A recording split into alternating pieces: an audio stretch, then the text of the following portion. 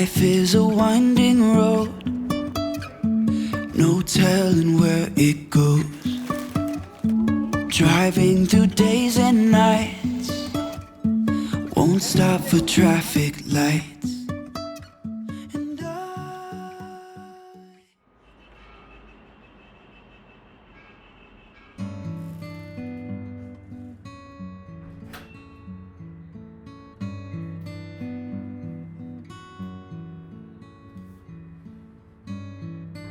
Hello everyone and welcome back. Very recently I read a quote that said, "Being good at something is a work in progress." This quote motivated me in so many ways. I mean, if I'm good at something, I know I need to keep going to enjoy the rewards. And if I am bad at some aspect, I know that progress will come by working towards it. So, in either case, the idea is to keep doing. But many times we keep asking others, what is the mantra for doing it all? Forgetting that it actually lies within us, and that is simply by doing.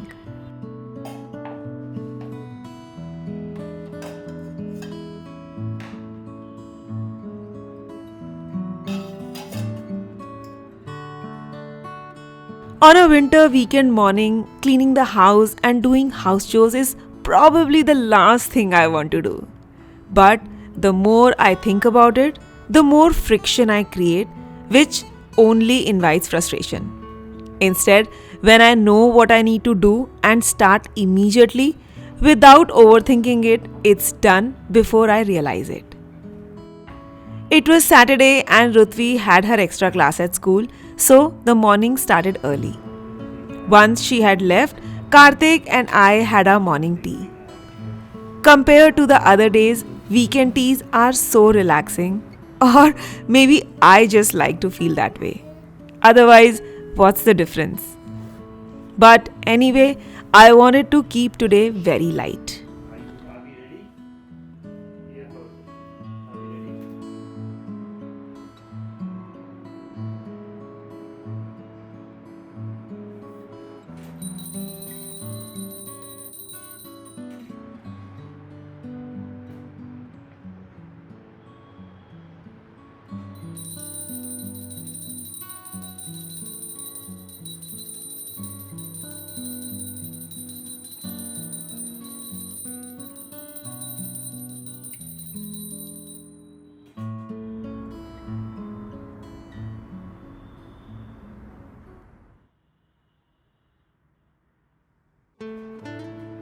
Winter is here and I was craving something hot and filling. So I decided to make ragi chila with super delicious multi-seed chutney. Dhaire had already had his pre-breakfast, so I was making it only for Karthik and myself and one extra chila for Dhaire for later. I took 2 tablespoons of ragi, added 1.5 tablespoon of suji and some powdered spices.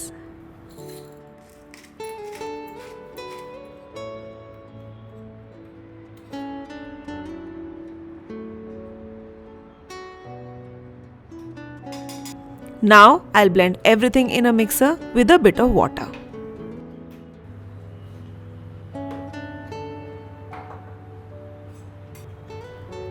I like adding fillings to my chila, so I will start preparing for that. For the filling, I'll finely chop onion, capsicum and grate some beetroot. To add some protein, I'll use paneer. I love adding paneer to most of my stuffings because it makes the chila more filling and of course tastes delicious. If you like, you can also grate other veggies like carrot, cabbage or cauliflower.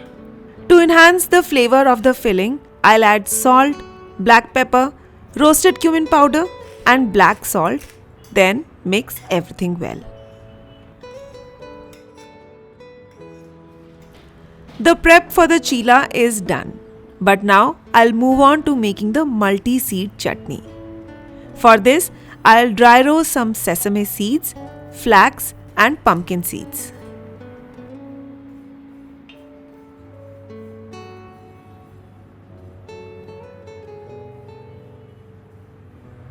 Once the seeds start to crackle, I'll set them aside to cool.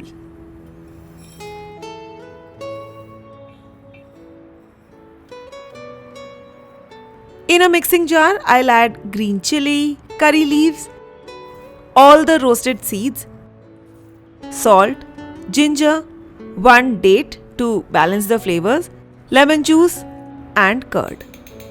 Then grind everything to a fine paste. If necessary, you can add some water to adjust the consistency.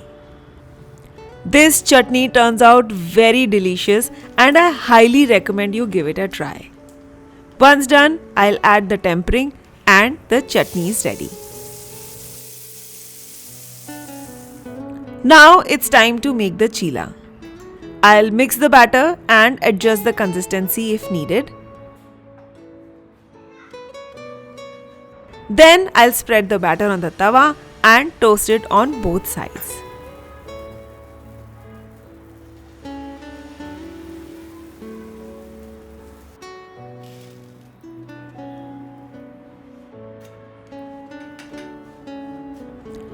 Into this, I'll add a generous amount of filling.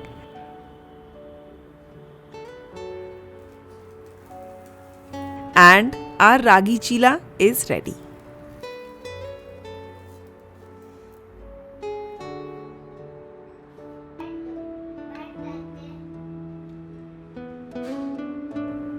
Instead of ragi, you can also use bajra or jowar flour. Millets are winter specialty and I like incorporating them into my meals. The delicious stuffed chila with sweet, spicy and nutty chutney is ready. The stuffing makes the chila even more flavorful and both Karthik and I loved it. He especially enjoyed the chutney and even had a second helping.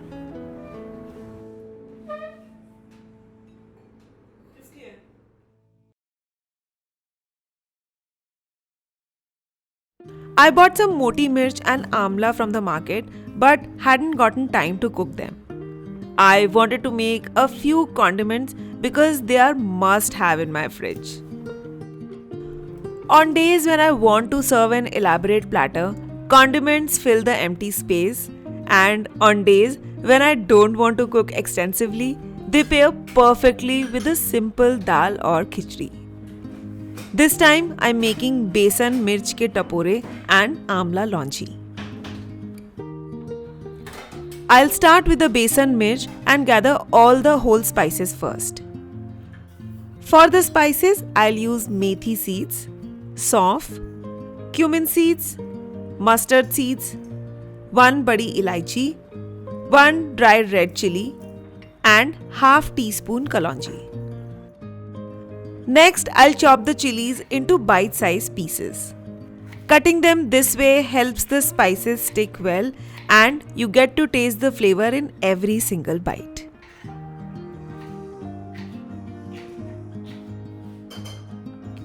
Next, I'll heat up the kadhai with 2 to 3 teaspoon mustard oil and keep some besan aside. Once the oil heats up, I'll add all the whole spices and let them crackle.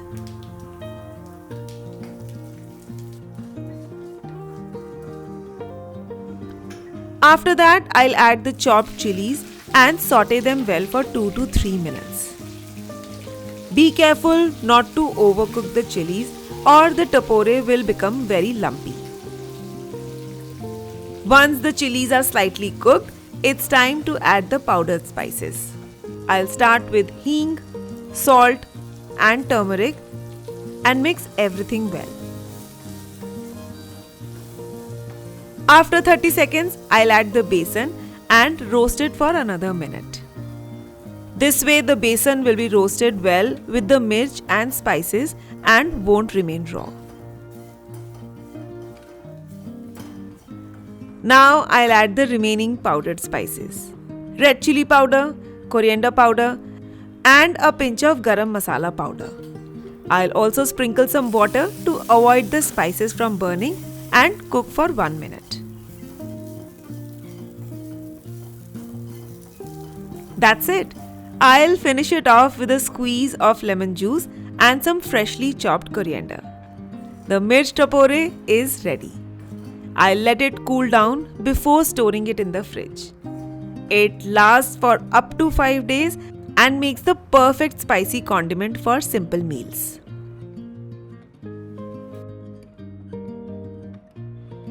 Next, I'll make the amla longi. Karthik loves amla and I had shared an amla tapore recipe with you all earlier. I'll link the recipe for amla tapore in the description box below. For the amla longi, I'll start by boiling some amla. You can also pressure cook them for 2 whistles on medium-high heat. While the amla is boiling, I'll gather all the whole spices. I'll use bay leaves, dried red chilies, methi dana, saunf, jeera and rai. The best part about both these condiments is that they get ready so quickly. Even though most of the base spices are the same, the taste is completely different. So they bring a great variation in flavor. I'll also chop some coriander and a few cloves of garlic. Once the amla is boiled, I'll separate the seeds.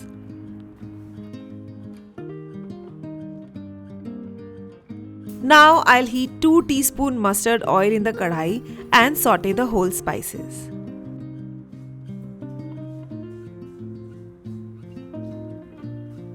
Then I'll add the chopped garlic and saute it for a minute before adding the amla.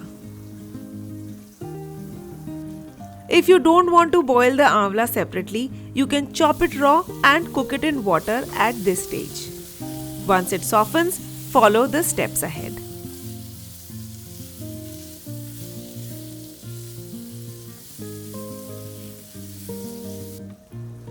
Next, I'll add red chili powder, turmeric, coriander powder, garam masala powder and some water to prevent the spices from burning.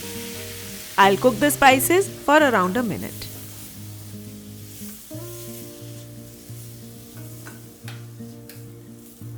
Then comes the hero ingredient that balances all the flavors, which is jaggery. The jaggery will balance the sourness and add the right sweetness to the longi. I'll add some water to melt the jaggery and cook it covered. As the jaggery melts, the gravy will thicken up. You can adjust the consistency as per your liking. I prefer it a little thick, so I'll cook it a bit longer.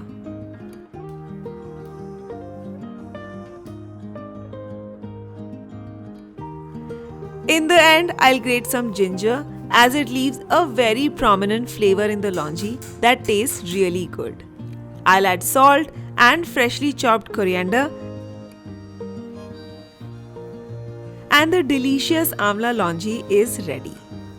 Let it cool down before storing it in the fridge. I would suggest do try these healthy and delicious condiments this winter. I'm sure you will love them.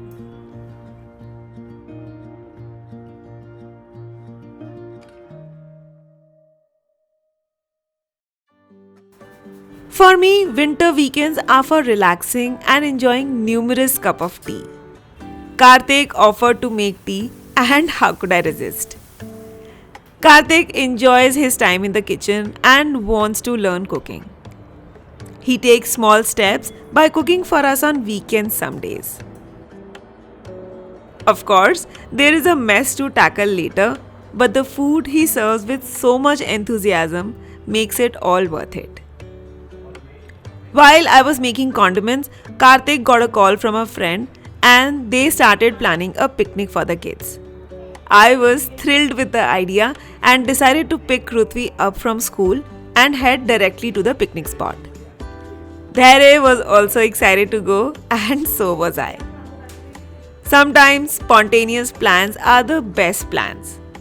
Without wasting a minute, I decided to put together a small picnic basket. I quickly changed and stepped into the kitchen to make 5-minute pancakes. Kids love pancakes and when they get hungry after playing, they make the perfect non-resistant snack. I had some ripe bananas, so I put them in the blender along with 1 cup of oats and half cup of ragi flour. Into this, I added 1/4 cup cocoa powder, half a cup jaggery, 1/4 cup whole wheat flour for binding, and a pinch of baking soda. Finally, I added some milk. I started with half cup and adjusted the consistency with the another 1/4 cup, blending everything well.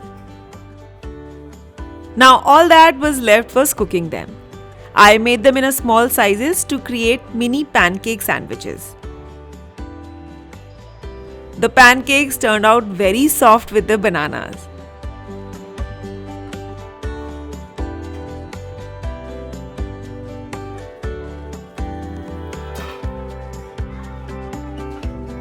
While the pancakes were cooking, I assembled the rest of the items for the picnic. For the picnic basket, I packed some seasonal fruits since they are enjoyed by all age groups. I also packed a lot of peanuts because chat sessions get interesting with peanuts and the winter sun. Next, I asked my house help to quickly chop some veggies and make a few simple vegetable cheese sandwiches. I am really thankful she made them in a jiffy. The pancakes were done, so I layered them with Nutella and made mini sandwiches. Meanwhile, Karthik prepared tea, which he packed in a thermos to go with the sandwiches.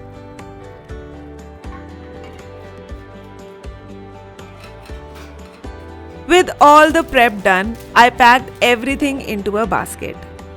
This basket was more for the feels, since Rutvi always wanted to carry a proper picnic basket along with some toys.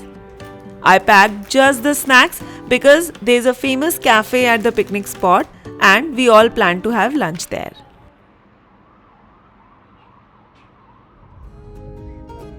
We picked Rutvi up from school, got her changed, and headed to Sundar Nursery and Park.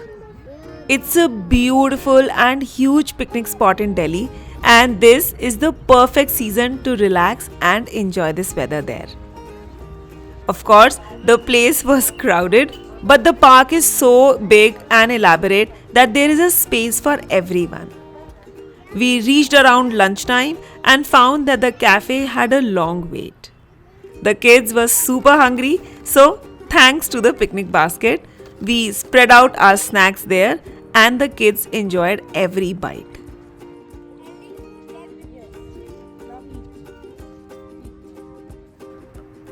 After this quick snack, they ran off to enjoy the park while we sat and chatted.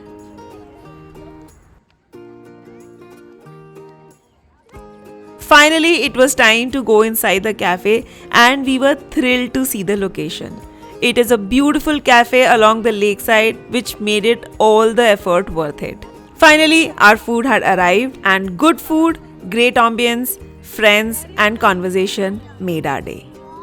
Everyone thoroughly enjoyed this little break from the routine. After lunch, we went to the children's area where kids had a blast on slides and swings. This picnic was long overdue and I'm so glad this place offers something for everyone. This break was not only much needed but also incredibly refreshing. Honestly, more than the kids, maybe I needed this break. Meeting friends, giving myself a different experience than usual, and stepping out of the monotony really helps in changing your perspective. After spending a good 1 hour in the park, it was time to wind up. We took a stroll around to explore what else the park had to offer, and honestly, one visit is not enough. Hopefully, we'll make another trip soon. The kids were tired and done, but the last promised treat was still pending, the winter ice cream. I know a homemaker has many jobs and responsibilities to juggle each day. But between all these duties lies the greatest boon, the freedom to choose what to do, when to do, and how to do. So, if on some weekends I wish to spend time with my family and friends, I would rather leave the extra chores and simply enjoy the day. Because in the end, what stays with us are the beautiful memories we create over time. I hope this video motivates you to take time for yourself between your busy schedule. Share your thoughts and suggestions in the comment section below, and don't forget to subscribe to the channel to show your love. Also, join me on Instagram for some behind the scenes moments and daily life updates, and I'll see you in the next vlog very soon.